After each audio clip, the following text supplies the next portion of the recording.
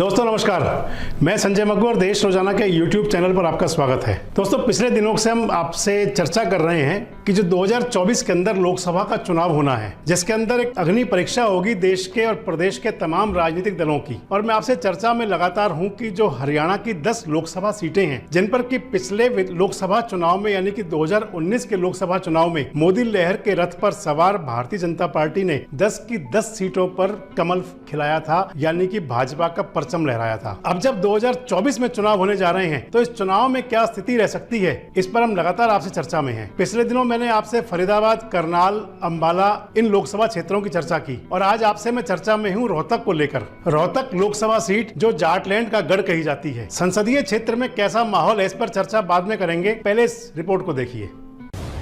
हरियाणा की राजनीतिक राजधानी के तौर पर पहचान रखने वाला रोहतक प्रदेश के दक्षिण पूर्व और देश की राजधानी दिल्ली के उत्तर पश्चिम में स्थित है। उत्तर में जींद और सोनीपत, पूर्व में झज्जर और सोनीपत तथा पश्चिम का हिस्सा चरखी दादरी और भिवानी जिलों से घिरा हुआ है। रोहतक की अर्थव्यवस्था मुख्य तौर पर कृषि पर निर्भर है। करीब 42.18% क्षेत्रफल कृषि में शामिल है। जिले का कुल भौगोलिक क्षेत्र में से 83% खेती के ही अधीन है। यहाँ गेहूँ, चना, गन्ना और बाजरा मुख्य फसलें हैं। जिले में कोई 12मासी नदी नहीं है, लेकिन कई तरह की नहरों का विकास हुआ है। 7.68% कुटीर और घरेलू उद्योगों में और बाकी दूसरी उद्योग धंधों में लोग काम करते हैं। एक चीनी मिल भी है। साक्षरता दर की बात करें तो इलाके की साक्षरता दर 80.4% है। शहर में 22 college, Maharshi Dayanand university, 4 engineering college और तकनीकी शिक्षा के लिए 2 पॉलिटिकल कॉलेज भी हैं। रोहतक में प्रदेश का सबसे अच्छा मेडिकल कॉलेज और हेल्थ यूनिवर्सिटी भी है। रोहतक जिला रेल और सड़क नेटवर्क द्वारा अपने पड़ोसी शहरों व राज्यों से भी बेहतर तरीके से जुड़ा हुआ है। राजधानी दिल्ली से 70 किलोमीटर की दूरी पर यह है। कला और संस्कृति और सांस्कृतिक विरासत की बात की जाए तो शहर में कई स्थापत्य के नमूने देखने को मिलते हैं। नक्काशी और पत्थरों पर कारीगरी की कई हवेलियां मौजूद हैं। हालांकि अब यह सब उपेक्षित नजर आती हैं। रोहतक लोकसभा सीट हरियाणा की सबसे हॉट सीट है। इस सीट पर पूर्व मुख्यमंत्री भूपेंद्र सिंह हुड्डा के परिवार का दबदबा रहा है। वे खुद 4 बार यहाँ से सांसद रहे। उनके बेटे दीपेंद्र सिंह हुड्डा 3 बार और उनके पिता चौधरी रणबीर सिंह हुड्डा 2 बार सांसद रहे। इसके अलावा जननायक चौधरी देवीलाल भी यहाँ से सांसद बने थे और वह देश के उप प्रधानमंत्री के पद पर भी आसीन रहे। ये लोकसभा क्षेत्र जाट बाहुल्य है। यहाँ से ज्यादातर बार जाट प्रत्याशी ही चुनावी मैदान में जीत हासिल कर पाते हैं। साल 2014 में पूरे देश में मोदी लहर थी, फिर भी इस सीट पर बीजेपी सत्ता हासिल नहीं कर पाई। 2019 में भाजपा ने गैर जाट का कार्ड खेला और डॉक्टर अरविंद शर्मा को चुनावी मैदान में उतार दिया, जो कांग्रेस पार्टी से 2 बार और निर्दलीय 1 बार सांसद रहे हैं। 1952 में रणबीर सिंह हुड्डा कांग्रेसी सांसद रहे। 1957 में भी रणबीर सिंह हुड्डा ही सांसद रहे और 1962 में लहरी सिंह जनसंघ पार्टी से सांसद रहे। 1967 में रणवीर सिंह सांसद बने। 1971 में मुख्तार सिंह जनसंघ से सांसद बने। 1977 में शेर सिंह जनता पार्टी के सांसद बने। 1980 में स्वामी इंद्रदेव जनता पार्टी से बने। 1984 में हरद्वारी लाल कांग्रेस पार्टी से सांसद बने। 1989 में चौधरी देवीलाल समाजवादी पार्टी से सांसद बने। 1991, 96, 98 में उपेंद्र सिंह हुड्डा कांग्रेस के सांसद चुने गए। 1999 में इनेलो के कैप्टन इंद्रदेव सिंह सांसद बने। 2004 में फिर कांग्रेस आई और भूपेंद्र सिंह हुड्डा सांसद बने। 2005 में दीपेंद्र सिंह हुड्डा के कांग्रेस सांसद बने। 2009 में दीपेंद्र हुड्डा फिर सांसद बने। 2014 में दीपेंद्र सिंह हुड्डा फिर सांसद बने। बीजेपी और कांग्रेस के बीच कड़ा मुकाबला हुआ और डॉक्टर अरविंद शर्मा रोहतक से सांसद चुने गए। बीजेपी की सीट पर काबिज हो गए। 1952 में पहले चुनाव में स्वतंत्रता सेनानी चौधरी रणबीर सिंह सांसद बने और 2004 में उन्हीं का पोता दीपेंद्र सिंह हुड्डा सांसद बना। एक दिलचस्प बात ये रही है, जब भी सीमा पर तनाव हुआ है, हुड्डा परिवार की ये सीट हाथ से खिसक गई। तो वहीं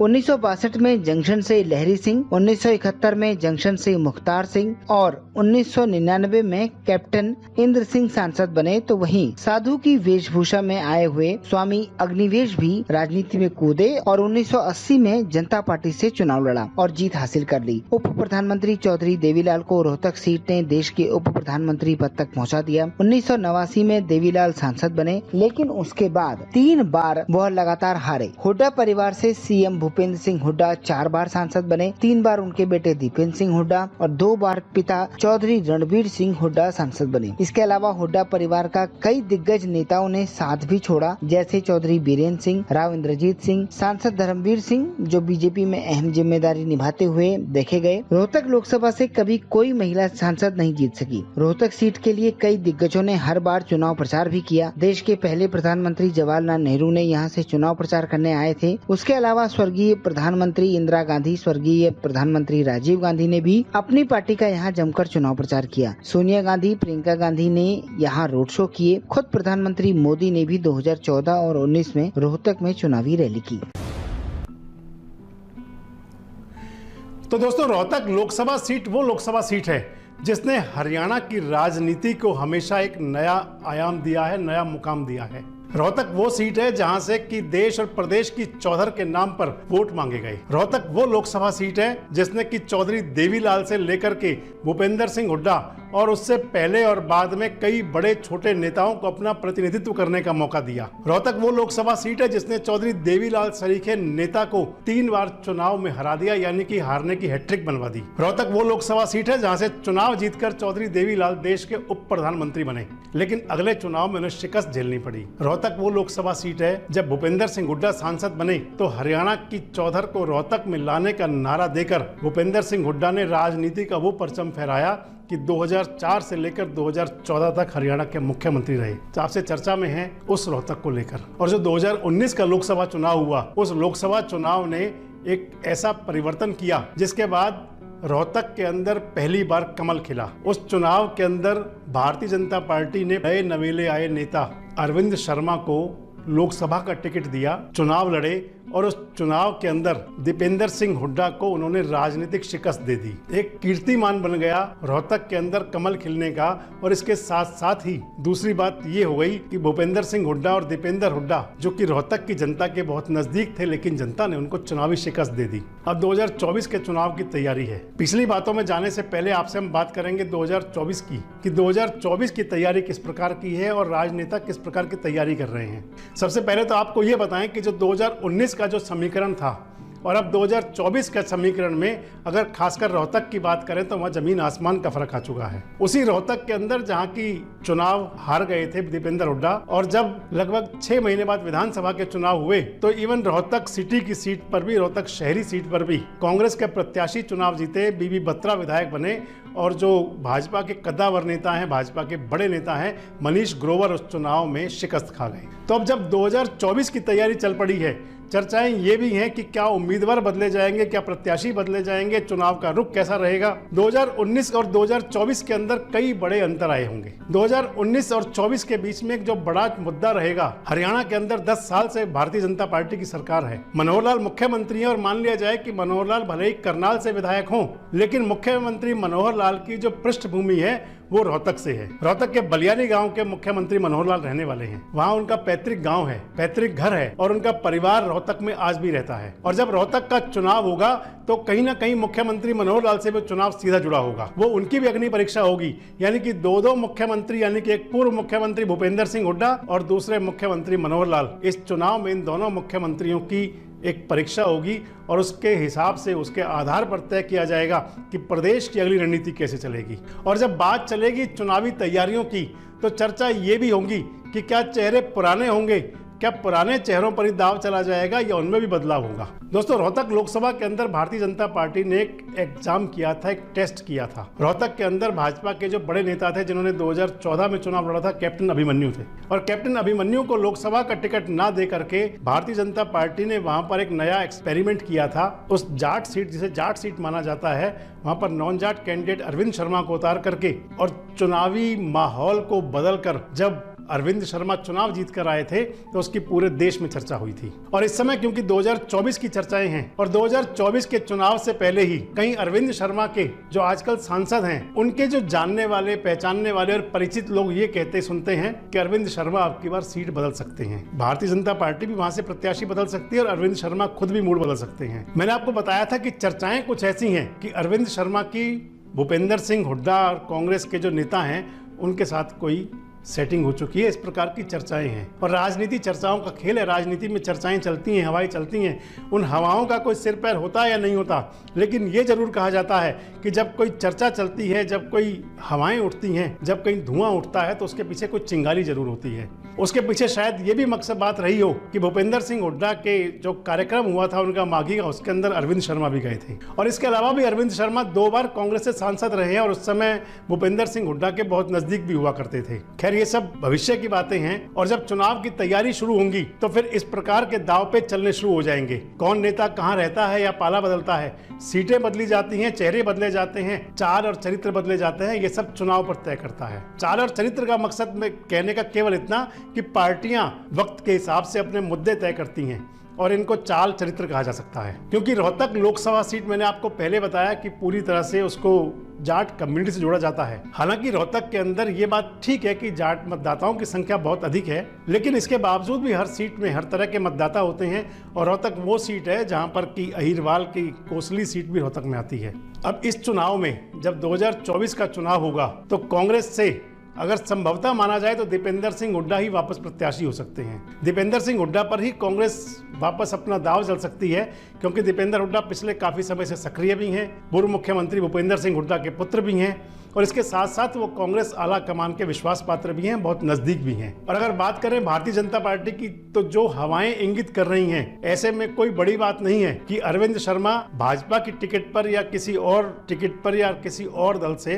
रोहतक की सीट को बदलकर करनाल जैसे संसदीय क्षेत्र में चुनाव लड़ते हुए आपको दिखें। जहां तक भाजपा की बात है तो कोई बड़ी बात नहीं है कि भारतीय जनता पार्टी अपने पुराने नेता कैप्टन अभिमन्यु पर, चर्चाएं तो ये भी हैं, कैप्टन अभिमन्यु खुद भी चाह रहे हैं कि उनको रोहतक से लोकसभा का चुनाव लड़ाया जाए। चर्चाएं तो ये भी हैं कि कैप्टन अभिमन्यु अपनी तैयारी कर रहे हैं और भारतीय जनता पार्टी के जो बड़े नेता हैं, शीर्ष नेतृत्व हैं, उनके पास अपनी जो उनकी सिफारिश है, जो उनके सूत्र हैं, उनके माध्यम से बात पहुंचाई जा रही है। हालांकि कहा यह जाता है कि भारतीय जनता पार्टी जो है उन चेहरों पर दाव लगाती है जो चेहरे चुनाव जीतने में सक्षम हों, और चुनाव जीतने का जो आंकड़ा है, जो पैमाना है, ये तो रिजल्ट ही हुआ करता है।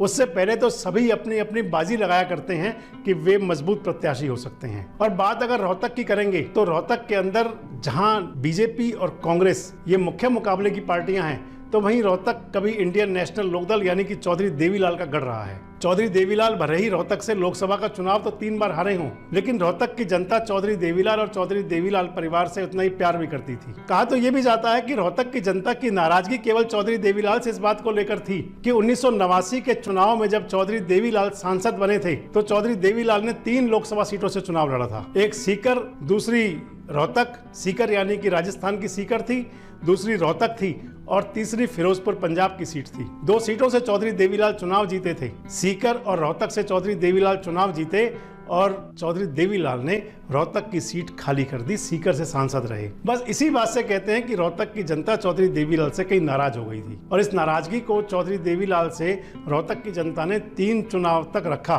3 चुनाव चौधरी देवीलाल को उन्होंने हरा दिए। और लेकिन जब चौधरी देवीलाल ने अपना नाम वापस लाकर कैप्टन इंदर सिंह को टिकट दिया, रोहतक लोकसभा से इनेलो के प्रत्याशी हुए, तो कैप्टन इंदर सिंह ने 3 बार यानी कि हैट्रिक बनाने वाले भूपेंद्र सिंह हुड्डा को बड़े अंतर से चुनाव हरा दिया था। क्योंकि रोहतक की चौधर जो है, रोहतक की जो कम्युनिटी है, रोहतक के जो मतदाता हैं, वो राजनीतिक रूप से बड़े परिपक्व हैं और अपनी बात कहने के लिए और मनवाने के लिए माने जाते हैं। और अगर आगे बात की जाएगी रोहतक लोकसभा क्षेत्र की कि अगले चुनाव में क्या हो सकता है, तो मैंने आपको बताया कि भाजपा और कांग्रेस जहां मजबूत विपक्षी पार्टियां होंगी एक दूसरे के आमने सामने, तो चुनाव को बदलने के लिए, चुनाव के अंदर अपनी भूमिका निभाने के लिए, चुनाव के अंदर अपना शेयर लेने के लिए इंडियन नेशनल लोकदल, जननायक जनता पार्टी और आम आदमी पार्टी भी होंगे। अगर जननायक जनता पार्टी का जो माना जा रहा है कि भाजपा से गठबंधन अगर चुनाव में नहीं हुआ तो जननायक जनता पार्टी भी वहां पर किसी को अपना प्रत्याशी जरूर बनाएगी। बात इनेलो की करेंगे तो इंडियन नेशनल लोकदल का भी वहां प्रत्याशी जरूर होगा। और अगर आम आदमी पार्टी की बात आएगी तो आम आदमी पार्टी भी रोहतक के अंदर अपना परचम जरूर लहराएगी। और ऐसे मान लिया जाए कि ये तीनों पार्टियां यानी कि इंडियन नेशनल लोकदल, आम आदमी पार्टी और जननायक जनता पार्टी, क्या अगले चुनाव आने तक कोई इन पार्टियों में किसी का किससे गठबंधन भी हो सकता है। तो ये बात भी मायने करेंगे कि किसी पार्टी का गठबंधन होता है तो वो चुनाव में क्या भूमिका निभाएंगे। ये पार्टियां क्या वहां वोट कटवा की स्थिति में रहेंगी या खुद मुकाबले में आने की इनकी जुगत भी रहेगी। क्योंकि यदि केवल पार्टियां वोट कटवा की स्थिति में रह जाती हैं तो उस समय फैसला कर पाना मतदाता के लिए मुश्किल हो जाता है कि कौन सी पार्टी आगे चल रही है, यानी कि जो मुख्य प्रतिद्वंदी कैंडिडेट होते हैं। ऐसे में कांग्रेस और बीजेपी का जो चुनावी समीकरण होगा वो काफी हद तक निर्भर करेगा आम आदमी पार्टी, बीजेपी और इनेलो सहित बसपा के प्रत्याशियों पर भी, कि वे चुनाव में किस प्रकार की रणनीति अपनाते हैं, और उनकी रणनीति भी काफी हद तक चुनाव को प्रभावित करेगी। लेकिन ये बात जरूर तय है कि अब की बार रोहतक से जहां कांग्रेस से दीपेंद्र हुड्डा हो सकते हैं, तो कोई बड़ी बात नहीं है कि भारतीय जनता पार्टी किसी नए चेहरे पर अब की बार चुनाव मैदान में उतरे। संभवतः अरविंद शर्मा को रोहतक संसदीय क्षेत्र से बदला जा सकता है, या अरविंद शर्मा खुद भी रोहतक को छोड़ सकते हैं, और कोई बड़ी बात नहीं है कैप्टन अभिमन्यु जो भाजपा के पुराने नेता रहे हैं उन पर दाव चला जाए, या फिर किसी नए चेहरे को उतारा जाए। लेकिन ये सब संभावनाएं हैं, पता तभी लगेगा जब चुनाव घोषित होगा और चुनाव के बाद में टिकट वितरित होंगे और जो चेहरे सामने आएंगे उनमें किस प्रकार की राजनीतिक लड़ाई होगी। लेकिन क्योंकि रुचि आप लोगों की भी होगी ये जानने की कि राजनीतिक माहौल कैसा बनता है, तो 2024 के अंदर कैसा माहौल बनेगा, किस प्रकार से प्रत्याशी आमने सामने होंगे, इस पर सबकी निगाह होगी, और हम भी जब जैसा हमें जानकारी मिलेगी आपको अवगत कराएंगे। बस हमारे साथ जुड़े रहें, देखते रहें देश रोजाना। नमस्कार, धन्यवाद। हमारे साथ जुड़े रहने के लिए देखते रहिए देश रोजाना का YouTube चैनल सब्सक्राइब कीजिए। साथ ही देश रोजाना की खबरें सबसे पहले देखने के लिए प्रेस कीजिए बेल आइकन।